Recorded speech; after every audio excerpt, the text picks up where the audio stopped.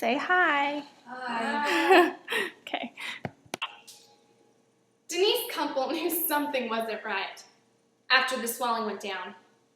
Her right nostril just didn't have enough substance to stay up.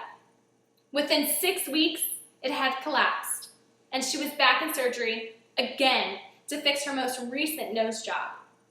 3 years and $30,000 later, Denise finally got the nose she was looking for all along. This story appeared in New York Times 4 years ago. Plastic surgery seems to be a hot topic these days.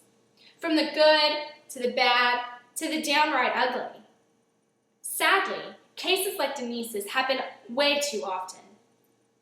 Did you know that according to the American Society for Aesthetic Plastic Surgery, 56% of women and 57% of men say they approve of plastic surgery? Many of you may have even been thinking about having it yourselves.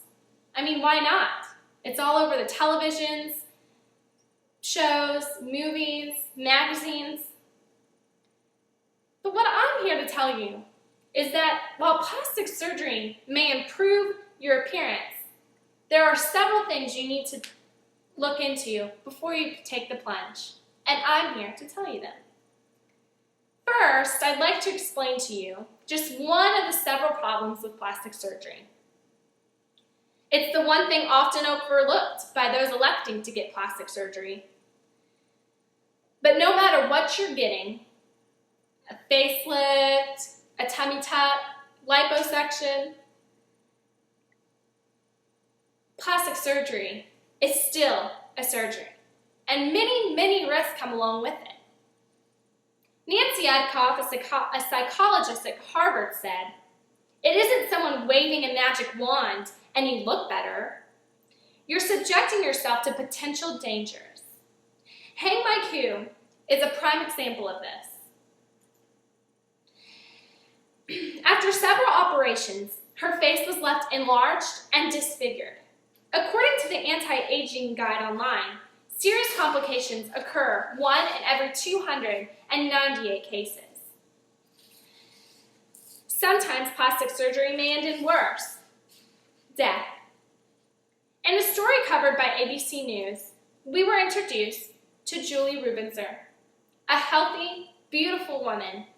At just 5 feet 6 inches and 120 pounds, the former cheerleader decided to get breast implants.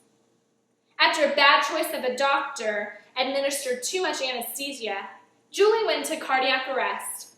Sadly, Julie never woke up. Unfortunately, stories like Julie's happen way too often. In fact, according to USA Today, every 1 in 250,000 in death. Now, this may sound like a relatively small number, but honestly, are smaller thighs more important to you than your own life?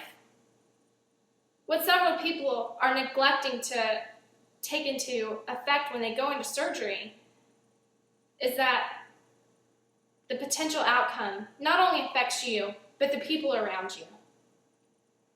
I think Denise Kumpel put it best after her surgery when she said, "When you go into plastic surgery, you sign away that things can go wrong. You're not guaranteed a good outcome." Lastly, I'd like to go over why people get plastic surgery and what we can do about it. So, why do people get plastic surgery? Several people would cite the cause as low self-esteem. They need a confidence booster. Others would say the battle with time and age is their reason. And even more people would state their reasoning for surgery as quite simple: vanity.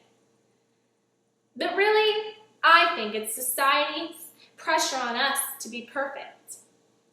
When you turn on TV, what do you see? The typical American? A little chubby, not perfect? Or do you see skinny, beautiful women without a flaw and men with chiseled cheekbones? I see more of the latter. In fact, celebrities make up a lot of what we consider perfection. According to Metro, a UK magazine, The perfect face is made up of Penelope Cruz's hair, Liv Tyler's eyes, Sienna Miller's nose, and Scarlett Johansson's lips and skin. So it's not surprising that nearly 11.7 million cosmetic, surgical, and non-surgical procedures were performed in the United States in 2007, according to statistics released by the American Society for Aesthetic Plastic Surgery. Now, this has increased 446% over the last 10 years. So, do you really think that plastic surgery will change all that? Low self-esteem, battling with age, vanity? Self-esteem stems from psychological issues that surgery just can't reverse. You're always going to be fighting the clock. And vanity, you're always going to find something wrong with you. Dr. Phil once said plastic surgery is not what's going to make your mark in this world. Being a good parent or a friend, for example, is how you leave a legacy and impact the world. I say, spend your money on something that will help the world. Change America's obsession with beauty and perfection one by one. Leave your mark. Now, this obsession with beauty isn't a new case. In fact, from the beginning of time, people have gone out of their way to fit into their culture's notion of perfection. Tribes in Africa extend their earlobes and elongate their necks. At one point, women in China binded their feet to crippling themselves, all in the name of beauty. Before Spanx came along, women would lace themselves up in corsets, often damaging their internal organs. Now, more than ever, we are being pressured to fit into that cookie-cutter version of beauty. Look around. Look at each other.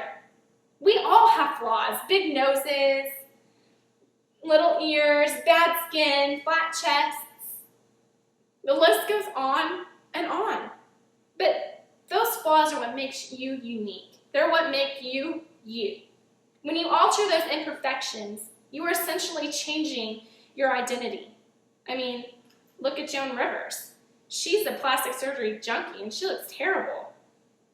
What society needs to come to terms with is cosmetic surgery will not change their lives completely. The media may have aggrandized beauty as how thin a person is or how straight their nose is, but real beauty comes from the inside and shines out. Thank you.